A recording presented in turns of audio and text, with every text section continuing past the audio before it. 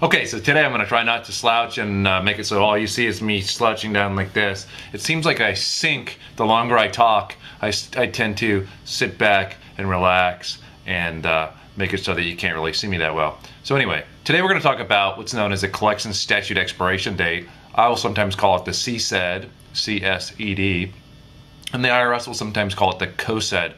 Not really sure, it's not really an accurate acronym, but that's what they call it.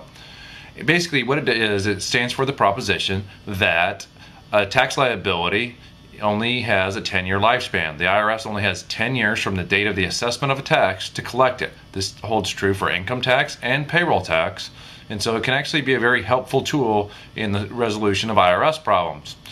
I just said it was 10 years from the date of the assessment. Now what does that really mean in English? Here's what it means.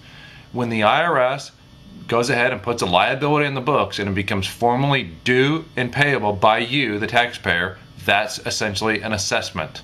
Assessments can happen up to 3 years in normal cases after the filing of a tax return. So you never know when an assessment was actually posted. Typically, the filing of your return is what triggers an assessment if you owe tax, and the 10-year time clock will start to run. Now, when can that assessment actually be later than when you file a tax return? Well, when you get the little love letter that says, hey, you made a mistake on your return and you actually owe us more money. So you can actually have an assessment after the initial assessment. There's also an instance where if you fail to file a return, the IRS can prepare what's known as a substitute for return for you, which I referenced in an earlier blog post, and then you can have the statute of limitations beginning to run from the date of that assessment. Now there's several things that can actually toll or stop the running of that 10 years, and some of them can add time onto that 10 years. So it's not so simple, it's just counting, well, when did I file the return, or when was the assessment? So count 10 years forward, now I'm off the hook. Some of the things that can actually stop the collection statute from running are a bankruptcy, which actually tolls the statute for the time that the bankruptcy was pending plus 1 year, an offer in compromise, which currently, under current law, tolls the statute for the time the offer was pending plus 60 days. That law has actually changed 3 times in the last 5 or 6 years, so that can be very tricky. It's very date specific.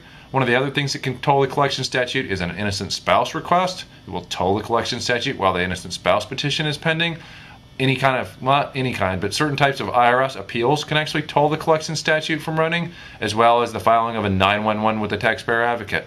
So you see, it's not really so simple as just counting up days and saying, well, my 10 years are up, so now I'm off the hook. There's a lot of things that can actually extend that time and keep it running.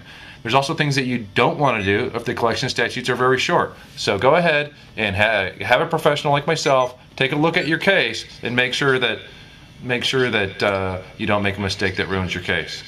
That's all for now. Thanks for watching.